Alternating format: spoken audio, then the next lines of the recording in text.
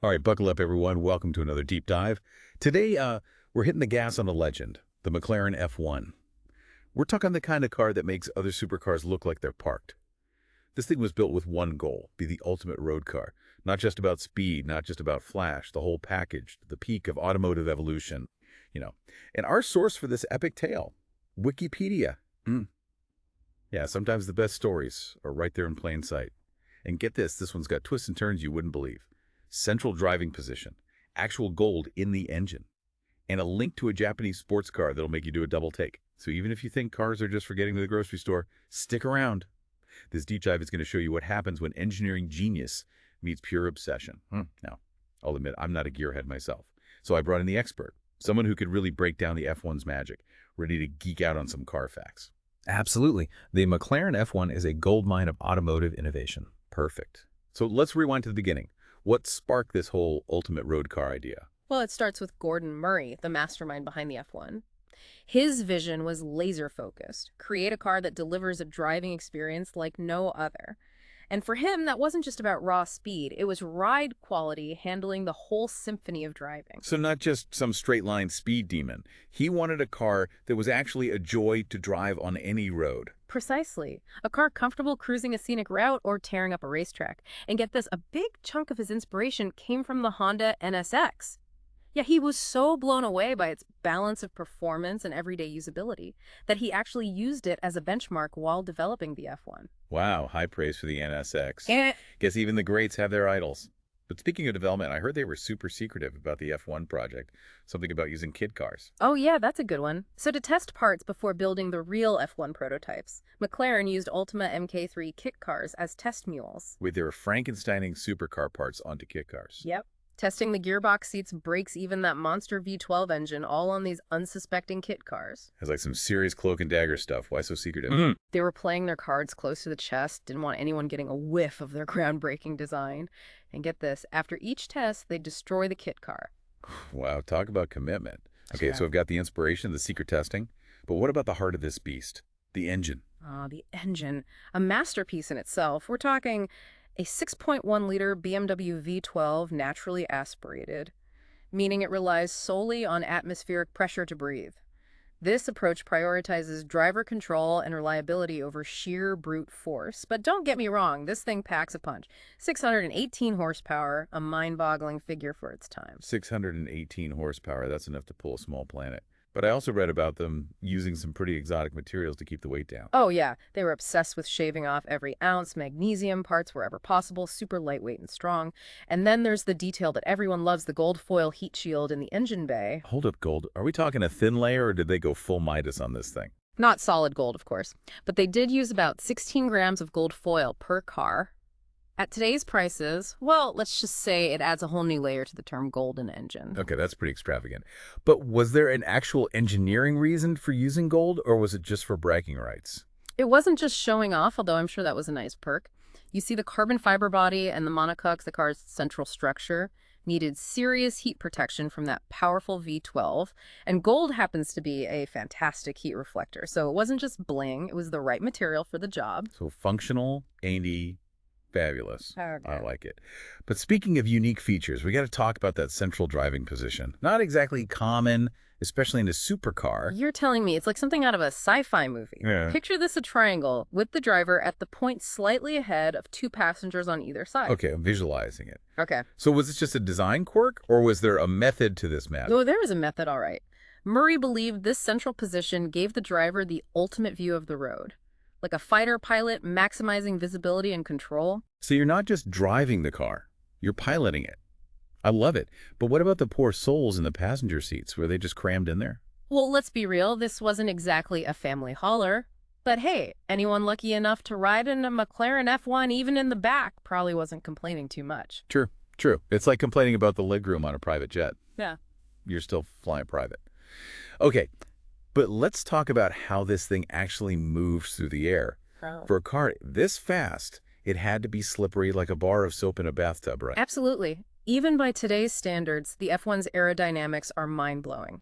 It achieved a drag coefficient of 0.32, super low, especially considering it didn't even have a fixed rear wing. Wait, a fixed wing? How did it stay glued to the road at those speeds? That's where the magic of ground effects comes in. The underbody of the car is sculpted to create downforce by channeling air in very specific ways. And get this, they even use 2 electric Kevlar fans to further reduce air pressure under the car, sucking it to the asphalt. Kevlar fans. That's next level. So it's like they created a vacuum underneath the car. Exactly. And there's even a high downforce mode for even more grip. Plus an automatic rear spoiler that pops up during braking for extra stability. They really thought of everything. Okay, so they were clearly obsessed with making this thing stick to the road. But with all that focus on performance, how did they make it comfortable enough for daily driving? I mean, who wants a supercar that feels like a rickety roller coaster? You're right, that was a key part of Murray's vision. A supercar that was just as enjoyable on a regular road as a track, so they really focused on weight distribution, aiming for a low polar moment of inertia. Okay, hold on, you lost me there. Yeah. What's polar moment of inertia in plain English? Imagine a figure skater spinning. The closer they hold their arms to their body, the faster they spin. Same principle with a car. By distributing the weight evenly and keeping it close to the center of gravity, the car becomes more nimble and responsive. Uh-huh. So they basically made the F1 as graceful as a figure skater. But it wasn't just about weight distribution, right? Right. They also have this clever ground plane shear center system for predictable handling. Basically, it helped the tires maintain optimal contact with the road even during hard cornering or braking. No matter how hard you push this car, it would grip like a gecko. Okay, that's impressive. But I think we've all been waiting for this, the performance specs. Let's hear the numbers. Brace yourself 0 to 60 mph in a mind-blowing 3.2 seconds. Whoa, that's quicker than I can say McLaren F1. At a top speed of, wait for it, 240.1 per hour. 240.1. That's Oh. insane.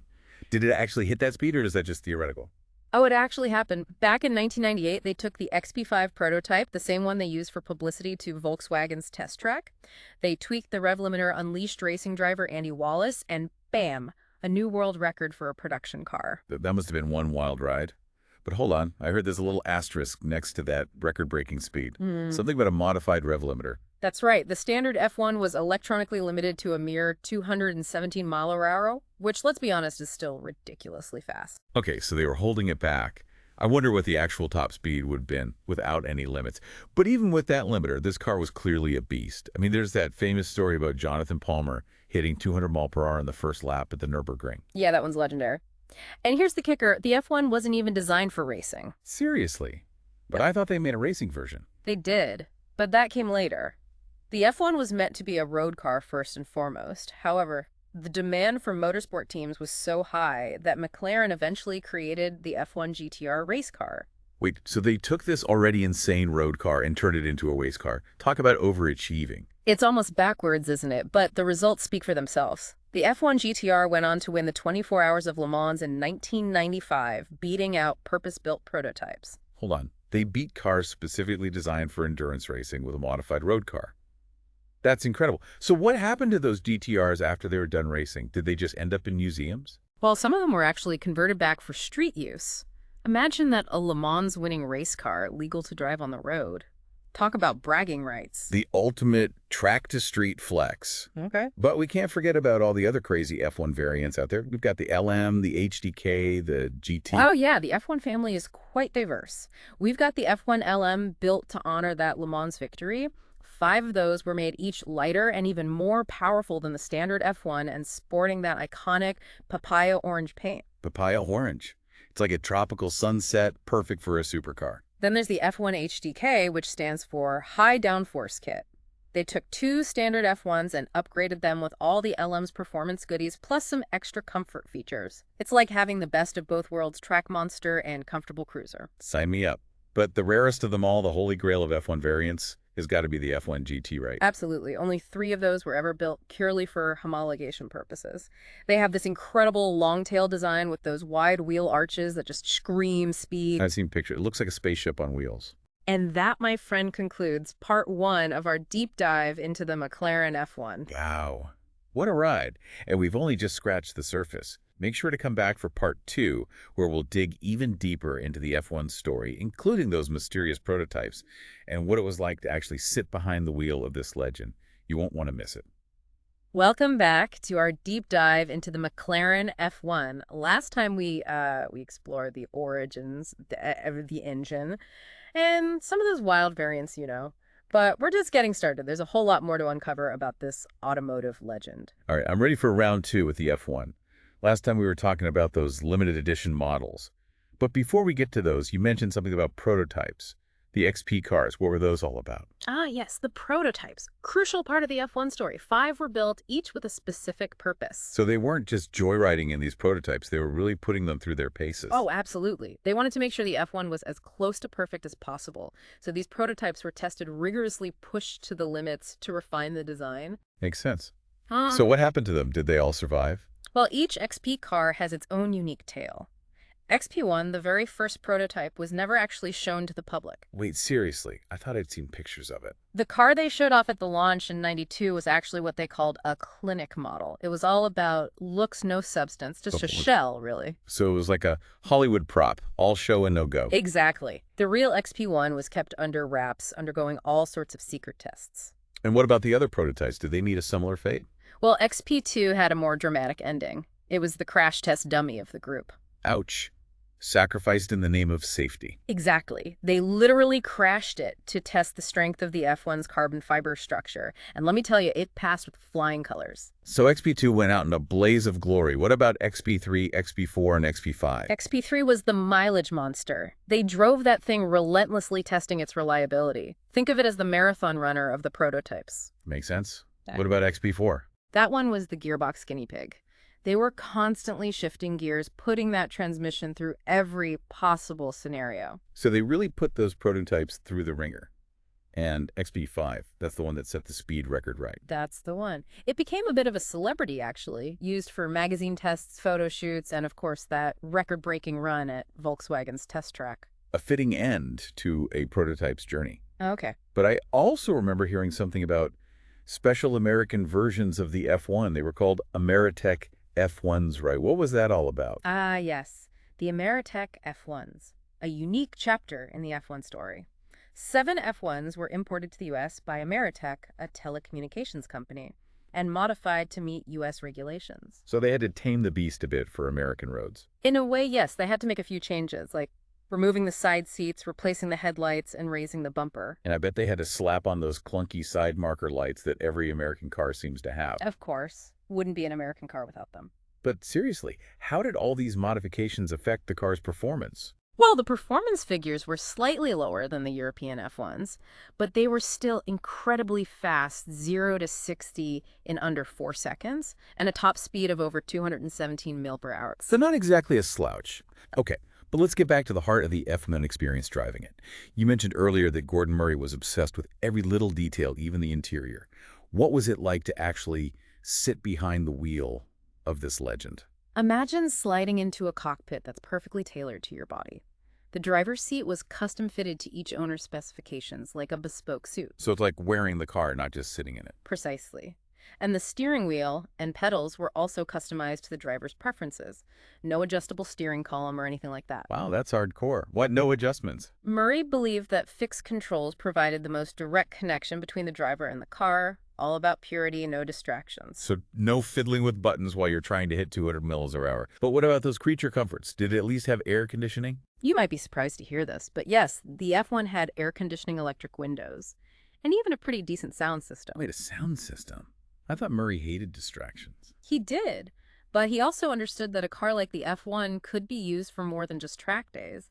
It was meant to be a comfortable grand tourer as well, capable of crossing continents in style. So it's a luxurious spaceship that can also outrun a fighter jet. But speaking of luxury, I remember reading something about a gold-plated titanium toolkit that came with the car. Is that true? Oh, yeah. That was one of the many bespoke touches that made the F1 so special. They didn't just sell you a car, they sold you an experience, a lifestyle. And a pretty expensive one, I imagine. But I'm curious, what kind of maintenance did these cars require? I can't imagine it was a simple oil change and tire rotation. You're right about that. Maintaining an F1 was a complex and meticulous affair. McLaren had a dedicated team of technicians who were trained specifically to work on these cars. So it's like taking your car to a brain surgeon, not a regular mechanic. Pretty much. And they even had a system where they could remotely diagnose problems with the car's ECU. It's like a virtual house call, but for a supercar. It's pretty high tech. So basically owning an F1 was like being part of an exclusive club. Exactly. A club with a hefty price tag and a lifetime of unparalleled driving experiences. All right, so we've covered the origin story, the crazy design choices, the limited edition models. But let's zoom out a bit. What about the F1's legacy? I mean, it's been over 25 years since they stopped making them, but it's still considered one of the greatest cars ever built. Why? The F1's impact on the automotive world is undeniable. It pushed the boundaries of what was possible, both in terms of performance and design. So it wasn't just a fast car, it was a game changer. Absolutely. It rewrote the rules of supercar design. And even today, it continues to inspire and amaze car enthusiasts all over the world. It's a testament to Gordon Murray's vision and the skill of the entire McLaren team. And to the enduring allure of a car that was truly ahead of its time. That's a great way to put it. Well, that wraps up part 2 of our McLaren F1 deep dive. But don't go anywhere. In part 3, we'll explore how this iconic car zoomed its way into pop culture. We'll be talking movies, video games, and the F1's influence on other car designs. It's a story that goes beyond the racetrack and into the realm of pop culture, so buckle up. We're about to take the F1 from the asphalt to the silver screen. All right, speed freaks and pop culture addicts, welcome back to the final stretch of our McLaren F1 deep dive. We've gone from zero to hero, explored its crazy design, and even daydreamed about sitting in that central driver's seat. But now it's time to see how this automotive legend went from the track to the silver screen video games and beyond. Ready to dive into the F1's pop culture legacy? Absolutely. The McLaren F1 wasn't just some technological marvel. It became a full-blown cultural phenomenon. This car captured the imaginations of gearheads and casual observers alike. Yeah, it's like the F1 transcended just being a car. It became a symbol of speed exclusivity and maybe even a little bit of rock star swagger. So where do you start? Did it make any grand appearances in Hollywood? Oh, definitely. The F1's had its fair share of screen time. One of the most memorable is in the 1997 movie Bean, starring Rowan Atkinson. Wait, Mr. Bean, seriously? Yeah, there's this hilarious scene where Bean accidentally crashes his Mini into the back of a bright yellow McLaren F1. Oh, I can only imagine the carnage. I bet every F1 owner watching that scene cringed pretty hard. Probably. But get this, that yellow F1 actually belonged to Rowan Atkinson in real life. No way. So art was imitating life in that scene. That's amazing. It definitely adds another layer to it. But beyond the laughs, it also showed that the F1 wasn't just a museum piece. You know, it could handle a little bit of slapstick comedy. As long as it didn't involve any actual damage to that priceless car. Yeah. But movies weren't the only place the F1 made its mark, right? What about video games? Oh, absolutely. The F1 was a virtual track star. It showed up in tons of racing games, from Gran Turismo to Need for Speed. It was the ultimate prize, the car every gamer wanted to unlock and race. I remember grinding for hours in those games just to get behind the wheel of a virtual F1. It was like a badge of honor. Exactly. And it helped solidify the F1's legendary status even among younger generations, you know, people who might not have even seen the real car in person. It became this digital ambassador for McLaren, spreading the word about speed and cutting-edge design. So the F1 wasn't just a car, it was a cultural icon.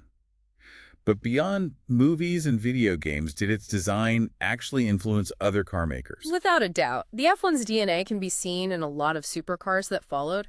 That central driving position, the obsession with lightweight materials, the aerodynamic innovations, it all left its mark on the industry. So it was like a blueprint for the future of supercar design. In many ways, yes. It set a new standard for performance technology and aesthetics. And I bet its legacy continues to this day, even in McLaren's own lineup.